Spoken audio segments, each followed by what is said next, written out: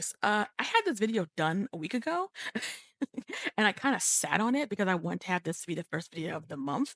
And I'm kind of glad I did because everything came out. Literally every single thing came out on Elio, and it's not looking good for this movie. It's just not. Uh, Check out this TikTok. Stop complaining that Disney doesn't make original stories if you don't show up to movie theaters and support them in the first place. Who said that? Oh my gosh. I thought I was the only one in my car. But anyways, there's a new original story. Look at that. From Disney Pixar called Elio. You should go ahead and support it. It comes out this Friday. So yeah, you should go to movie theaters. Thank you. Yeah. That was not the move. This is from reports a Pixar approved TikTok. And I gotta tell you, nothing will turn people off from going to go see your movie than being chastised at. I don't know who thought it was okay to post or why they posted this, but no, you're not entitled to customers going to see your work. You're just not. Any creator could tell you you can make the most bestest thing ever. You're still not entitled to have people spend money to watch your work. That's just not how it works.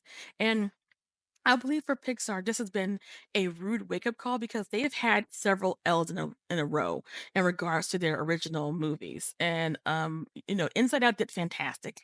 Inside Out 2 did fantastic, but their original movies, as well as their spin-off for Toy Story, did terribly.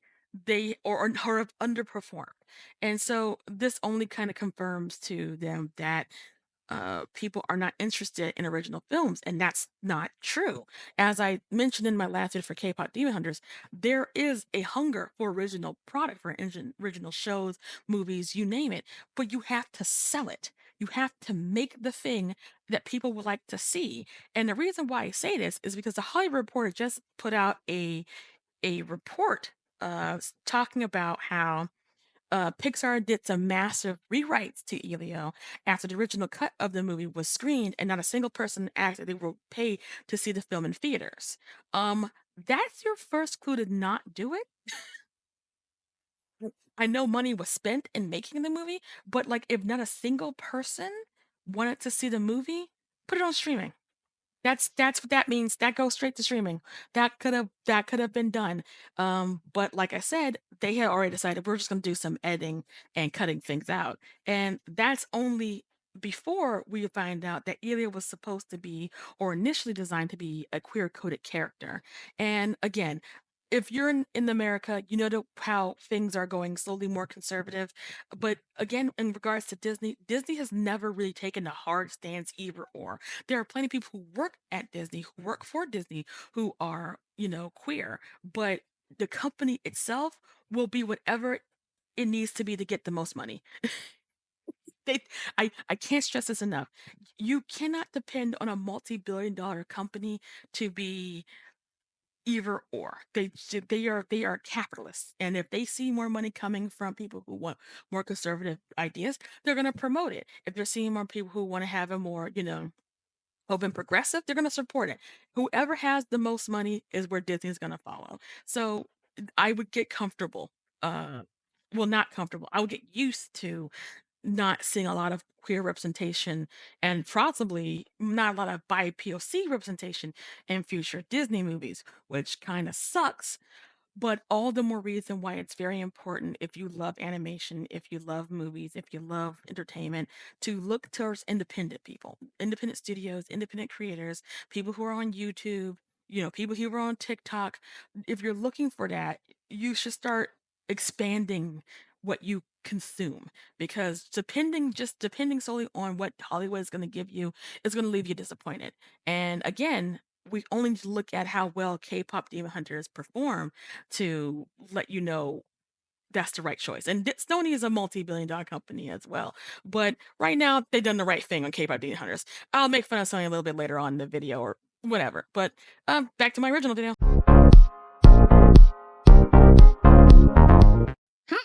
Hello, it's me, Goose.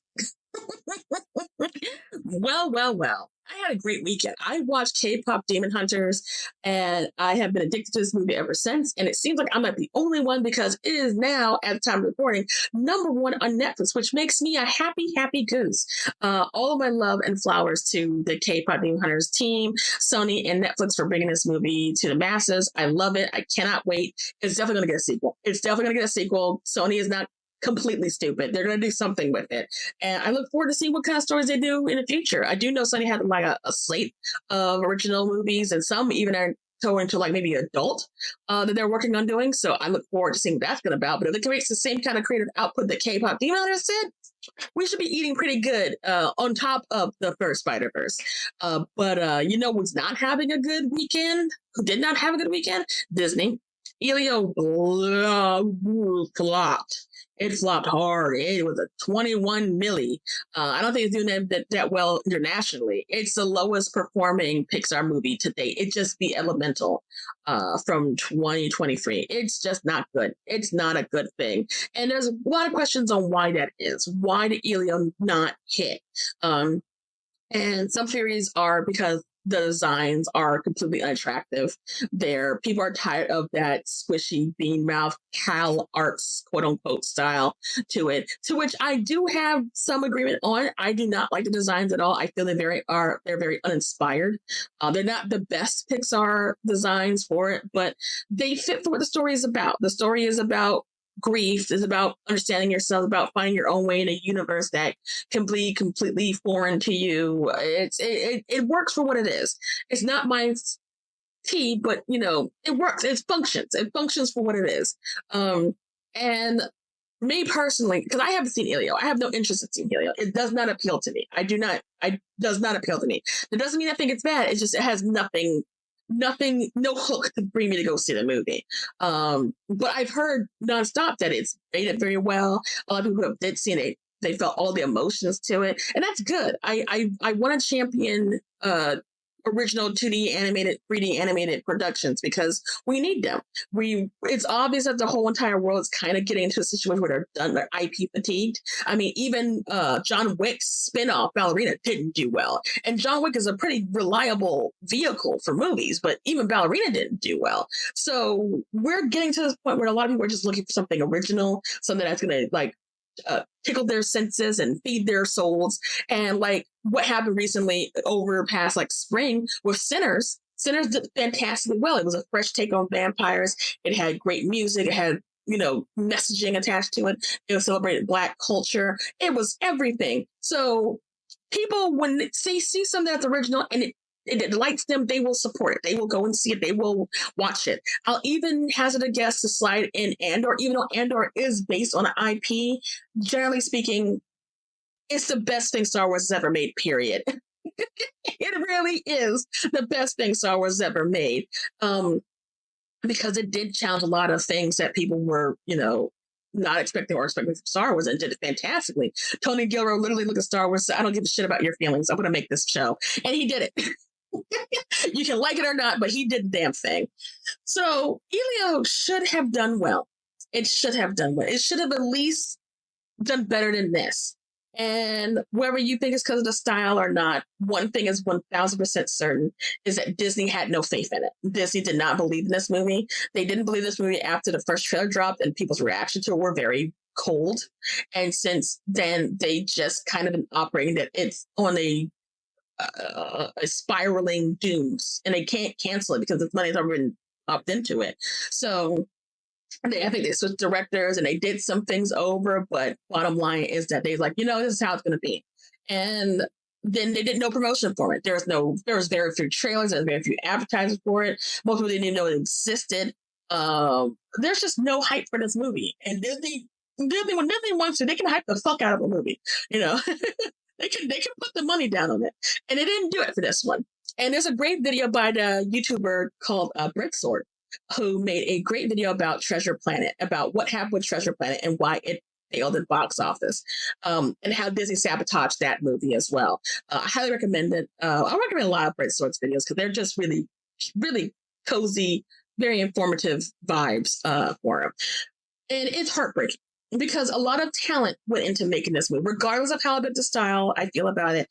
Pixar has a great staff of artists and designers and technicians and you name it working on these movies. These movies, are not cheap. They're not cheap to make. These are made with millions and millions of dollars.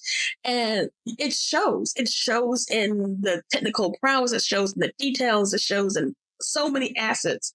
God knows how many hours went into making this damn movie. And to see it not do well does not make me happy. Even if I am not the biggest Pixar supporter or fan, I don't want animated movies to fail. I don't want original animated movies to fail because that means we're going to be stuck with Toy Story 18. I don't want that to happen. I want more animated movies to succeed. I don't want to see more live action versions of animated movies, and I don't want 28,000 sequels to one movie. I want original movies to thrive. I want more Kpop Demon Hunters and less Inside Out 2s. Okay. Regardless of how you feel about Inside Out 2, we don't need a sequel. We didn't need a sequel. Thank you for making it. We didn't need it. And so, what does this mean for Pixar? Well, their next original movie coming out, they have two, I believe, they're coming out. One is Hoppers, which I don't have a lot of faith in from what I saw of it. The trailer a little bit. I don't have hope for that one. And the other one is their Answer the Flow. I forgot what it's called. Put a screenshot up there on what it's called right there. Which they're going to be trying to experimental 2D-ish, painter-ish style to the movie, which I guess will be interesting. I don't know.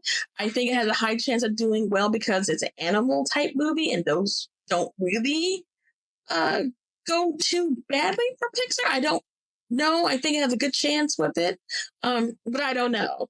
But it's obvious Disney is also understanding that the style does have some impact on whether or not people are going to go see the movie or they're going to sit home and wait for it, because Ron Clements, a legendary figure in Disney animation, has been pulled out of retirement to teach animators and story writers at Disney, which says a lot.